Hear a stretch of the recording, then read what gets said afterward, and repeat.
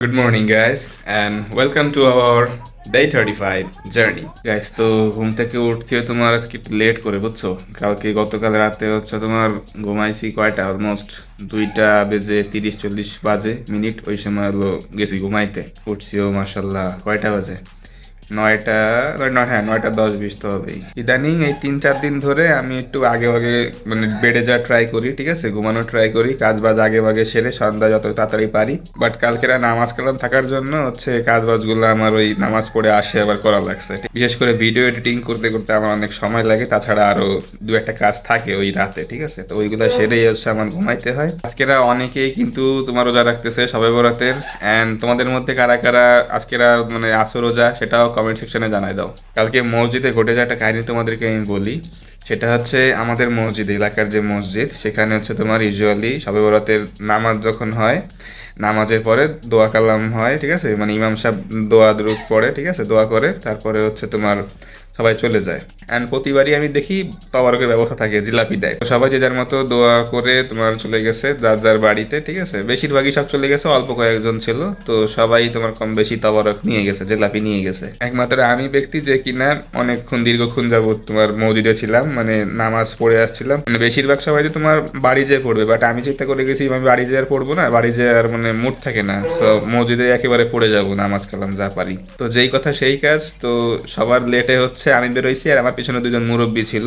Even ইমাম সাহেব মোয়াজ্জিনও মনে করো যে তারা চলে গেছে, ঠিক আছে, মোয়াজ্জিন আমাকে নামাজরত অবস্থায় পাশ থেকে বলে গেছিল যে যাওয়ার আগে গেটটা আটকায় দিয়ে যাও, তো আমিও শুনছি নামাজের মধ্যে, পরে হচ্ছে গেটটা আটকায় দিছি।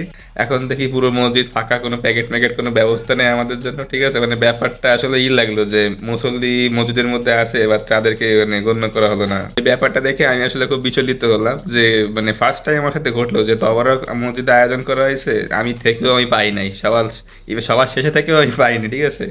আমি এতে মানে দোষ দিচ্ছি না, কারো কিছু বলতেছি না, বাট আমার সাথে ফার্স্ট টাইম ঘটলো, মানে এর জন্যই তোমাদের সাথে শেয়ার করলাম। হ্যাঁ, অবশ্য চাইলে আমি এটা কাগজে করে মুড়াই নিয়ে জিলাপি রেখে পরে নামাজ পড়তে পারতাম, বাট ভাই ওটা আমার জন্য আসলে অকওয়ার্ড লাগে, কারণ সামনে তুমি একটা জিলাপির ঠোঙা ধরে এরকম রাখবা, তার উপর তুমি আবার সিজা করবা, মানে কেমন লাগে, ঠিক আছে। তুমি কি মসজিদে খাইতে আসছো নাকি, তবরক নেওয়ার জন্য মসজিদে আসছো?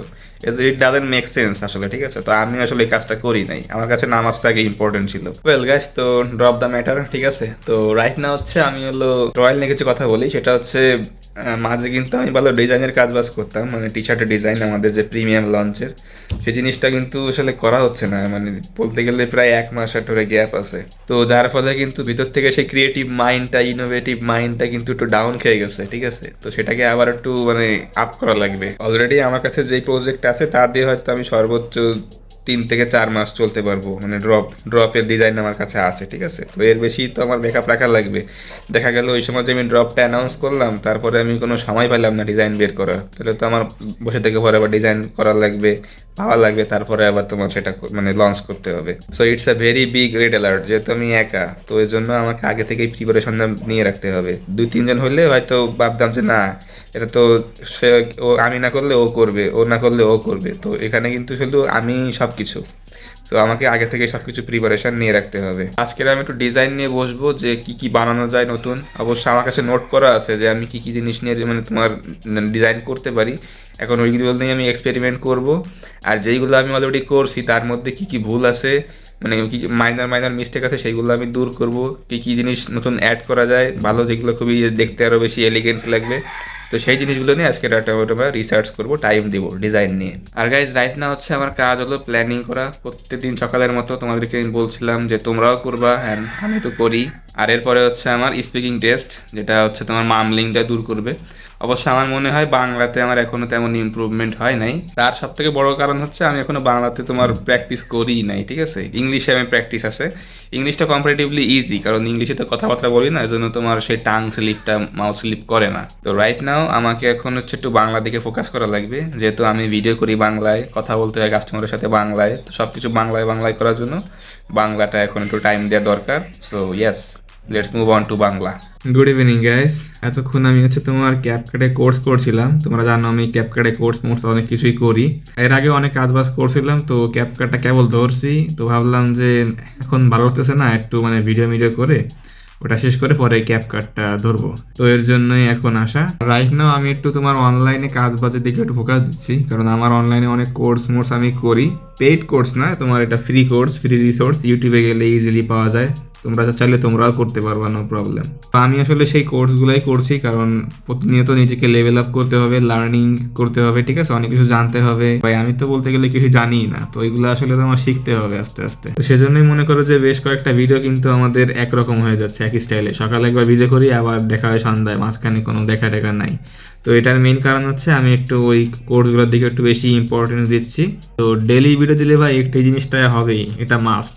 আমি যদি তোমাদেরকে সপ্তাহে 2টা 3টা সর্বোচ্চ 3টা যদি দিতাম ভিডিও, তাহলে তোমাদেরকে খুব ভালো লাগতো, ঠিক আছে, যে ভাই তো ভালো নিউ জিনিস নিয়ে আসতেছে। বাট ডেইলি যে দিচ্ছি একটা প্রেশার চলে আসে, তো যার জন্য কিন্তু সবগুলা একটু মানে একরকম লাগে অলমোস্ট। তো আশা করি তোমরা আমার ব্যাপারটা একটু বোঝার চেষ্টা করবা, কেননা আমি নিজে একজন ফাউন্ডার, আমাকে তো অনেক কাজ বাজ করতে হয়, পাশাপাশি আমাকে প্রত্যেক দিন অ্যাটলিস্ট অনেক কিছু শিখার লাগে। আমি লার্নিং এর পেছনে, শেখার পেছনে কেন এতটা গুরুত্ব দিই তার কারণ তোমাদেরকে আমি বলতেছি। আমি মাঝে একটা পডকাস্টে দেখছিলাম, সেখানে মানে যে হোস্ট সে কথা বলতেছে যে আমাদের পৃথিবীতে প্রতিনিয়ত অনেক কিছু ঘটে যাচ্ছে।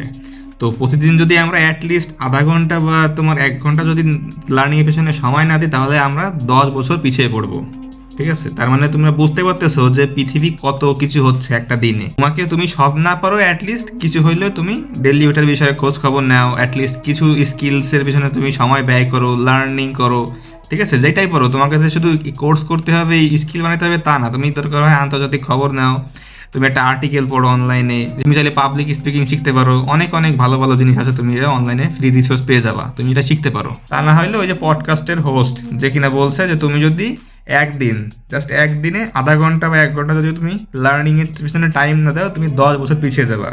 বাট তুমি তাহলে চিন্তা করো যে আমরা তো মনে করো যে বছরের পর বছর, মাসের পর মাস এরকম বইয়ের ধারে কাছে যায় না, মানে বই মানে একাডেমিক বই কথা বলছি না, মানে পাশাপাশি যেই আমাদের বইগুলো পড়া দরকার, ঠিক আছে, আনএকাডেমিক, তারপরে তোমার আর্টিকেলস, তোমার ম্যাগাজিন, এই জিনিসগুলো যদি আমরা না পড়ি, তাহলে তুমি হিসাব করে দেখো যে আমরা এগুলো কিন্তু সবসময় পড়িই না বলা যায়। তাহলে আমরা দুনিয়া থেকে কতটা পিছিয়ে, তুমি একটা ভেবে দেখো আসলে কতটুকু পিছিয়ে আছি আমরা।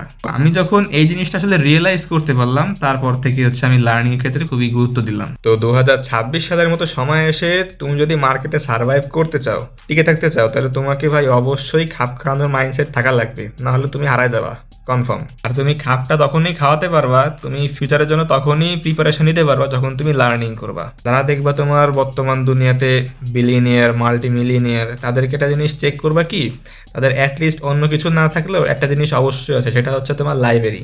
তারা তাদের দিনের বড় একটা অংশ লার্নিং এর পেছনে স্পেন্ড করে। তারা এরকম একটা জায়গায় এসেও তারা এখনো তোমার লার্নিং করতেছে প্রতিনিয়ত, মানে নিউ জিনিস জানতেছে, আবার স্কিল শিখতেছে। তো তাদের মতো লোকজন যদি এইসব করতে পারে, তো আমি তো পুরো চুনোপুটি ভাই। ব্যাপারটা একটু চিন্তা করো, তাদের যে পরিমাণ নেটওয়ার্ক, ধন সম্পত্তি তাদের আছে, তারা তো চাইলে এখন পুরোটা জীবন পার উপর পাত তুলে খাইতে পারে। তারা কেন করে না? তারা এখনো সবকিছু কেন শিখতেছে? এআই, মেশিন লার্নিং, এইসব কেন তারা শিখতেছে? তারা যখন এইসব বিষয় লার্ন করতেছে, শিখতেছে, তো তোমার আমার তো একেবারে ডেফিনেটলি মাস্ট, কারণ তোমার আমার ঘোরার ডিমটাও নেই। সো আমাদের এইসব আরও বেশি করা দরকার। সো এই জন্যই আমি একটা ব্যাপারেই বলবো যে দিনে অ্যাটলিস্ট একটা টপিকের উপরে অ্যাটলিস্ট আধা ঘন্টা হইলেও তুমি সময় দাও, ওটা সম্পর্কে ক্লিয়ারলি জানো। আশা করি বুঝতে পারছো যে কেন আমি লার্নিং এর পেছনে ইনভেস্ট করছি আমার সময়। ওকে গাইস, তো রাইট নাও আমার এখন ব্যাক যেতে হবে আমার কোর্সটা করার জন্য। কোর্সের ডিউরেশন তোমার 2 ঘন্টা, ভাবতে পারো মানে কত বড়। তো এখন যাইতে হবে, 2 ঘন্টা শেষ করে পরে আবার আমার নর্মাল কাজে ফিরতে হবে। তো হিউজ পরিমাণ একটা মানে টাইম যাবে, এখানে কাজ আছে। ভিডিওটা আজকে এখানেই শেষ করতেছি। তোমাদের সাথে আমার দেখা হচ্ছে ইনশাল্লাহ আগামীকাল। সবাই ভালো থাকো, সুস্থ থাকো এবং নিজের খেয়াল রাখো। আল্লাহ হাফেজ।